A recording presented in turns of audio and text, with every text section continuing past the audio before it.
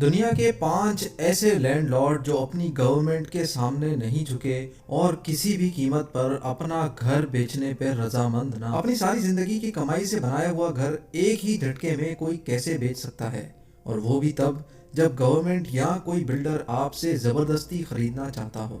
آج ہم آپ کو ایسے 5 گھر دکھائیں گے جن کے مالکان اپنا گھر خالی نہ کرنے کی ضد پہ اڑ گئے، چاہے ان کو سرکار کا سامنا کرنا پڑا یا کسی مالدار بلڈر کا، لیکن انہوں نے اپنا گھر خالی نہ کیا۔ آئیے شروع کرتے ہیں۔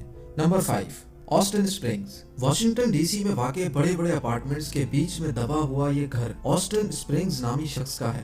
1980 میں جب اس جگہ پر بلڈنگز بننے کا آغاز ہوا تو کئی لینڈ لارڈز نے بلڈرز کو اپنی زمین یا گھر بیچ دیا، لیکن آسٹن اسپرنگز نے بیچنے سے صاف انکار کر دیا۔ آسٹن کا ماننا تھا کہ بلڈر اس کی جگہ کی صحیح قیمت نہیں لگا رہے۔ جب آسٹن کو اس کی منہ مانگی قیمت نہ ملی تو اس نے اس جگہ پر پیزا شاپ کھولنے کا پلان بنایا، لیکن ہوا کچھ یوں کہ آسٹن بینک کا قرضی ہو گیا اور اس کو اپنا یہ گھر آدھی قیمت پہ بیچنا پڑ گیا۔ آسٹن نے یہ گھر ایک بلڈر کو $7,50,000 میں بیچ دیا، جبکہ وہ $15,00,000 کی مانگ کر رہا تھا۔ نمبر 4، یانگ۔ پہلی بار دیکھنے سے ایسا لگتا ہے کہ شاید یہاں پہ زلزلہ آیا ہے، لیکن اس 3 منزلہ عمارت کے مالک یانگ نے اس کو بیچنے سے صاف انکار کر دیا تھا۔ چائنا کی بڑھتی ہوئی آبادی کے پیش نظر جس جگہ یہ گھر موجود ہے وہاں چائنیز گورنمنٹ کو ایک ہائی ٹیک انڈسٹریل پارک بنانا تھا۔ یانگ کے گھر کے پڑوسیوں نے تو گورنمنٹ کے آگے ہار مان لی، لیکن یانگ چائنیز گورنمنٹ کو کورٹ لے گیا۔ سرکاری بلڈرز نے یانگ کے گھر کی پانی کی سپلائی، گیس اور بجلی کا کنیکشن تک کاٹ دیا۔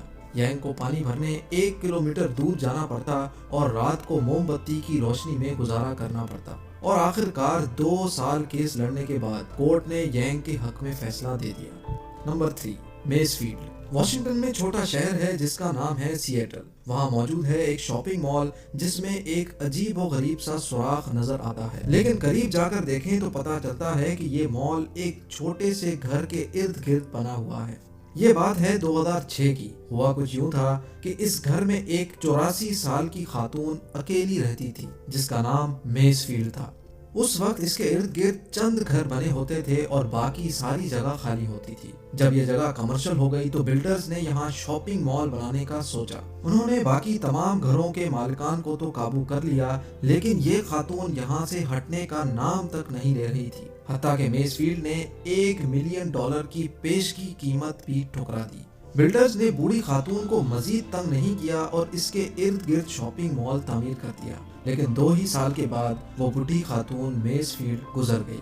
اس کی وصیت کھولی گئی تو اس میں لکھا تھا کہ میرا یہ گھر بلڈر کو گفٹ کر دیا جائے۔ بلڈر نے اس کے گھر پہ قبضہ نہیں کیا اور نہ ہی اس پہ کوئی مال کھڑا کیا، بلکہ آج بھی وہ گھر بلڈر مینٹین کرتا ہے، بلکہ یہ میزفیلڈ ہاؤس اتنا فیمس ہو چکا ہے کہ لوگ اب اس کے ساتھ سیلفیز لینے آتے ہیں۔ نمبر 2، لوو باؤجن۔ ایک بلڈنگ کا ٹوٹا ہوا حصہ ایک نئے روڈ کے بیچ میں کھڑا گاڑیوں کا راستہ روک رہا ہے۔ اس بلڈنگ میں کئی فلیٹس ہوا کرتے تھے جس میں سے ایک فلیٹ میں ایک بوڑھے میاں بیوی رہتے تھے۔ جب گورنمنٹ کو یہاں پہ ایک روڈ تعمیر کرنا تھا تو باقی سارے لوگ پیسے یا متبادل جگہ لے کر فلیٹ چھوڑ گئے، لیکن لوو باؤجن اور اس کی بیوی سرکار کی طرف سے دیے جانے والے متبادل فلیٹ سے مطمئن نہ ہوئے اور انہوں نے اپنا فلیٹ چھوڑنے سے انکار کر دیا اور ٹوٹے ہوئے اپارٹمنٹ میں ہی رہنے کا فیصلہ کیا۔ مجبوراً سرکار کو وہ فلیٹ اور اس کے آس پاس کے کمرے چھوڑنے پڑے اور اس کے ارد گرد روڈ بنا دیا گیا۔ اور اب باری ہے نمبر 1 کی۔ جاپان میں نریتا ایئرپورٹ کے بیچ میں ایک فارم بنا ہوا ہے۔ جب جاپانیز گورنمنٹ کو اس جگہ پر ایئرپورٹ تعمیر کرنا تھا تو وہاں موجود فارمرز نے اپنی زمین سرکار کو دینے سے صاف انکار کر دیا۔ کئی فارمرز آپس میں مل گئے اور کافی احتجاج بھی ہوا اور کورٹ میں لمبے لمبے کیسز بھی چلے۔ آخرکار فارمرز کے حق میں فیصلہ آ گیا اور سرکار کو مجبوراً ایئرپورٹ کا صرف ایک ہی رن وے بنانے کی اجازت ملی۔ فارمرز آج بھی وہاں ٹھیک ایئرپورٹ کے بیچ میں اپنے گھروں میں رہتے ہیں۔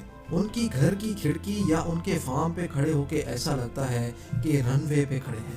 ناظرین، یہ وہ ممالک ہیں جہاں کی قومیں زندہ دل ہیں اور عدلیہ انصاف پسند۔ مجھے امید ہے آج کی یہ ویڈیو آپ کو ضرور دلچسپ لگی ہوگی۔ ویڈیو کو ضرور لائک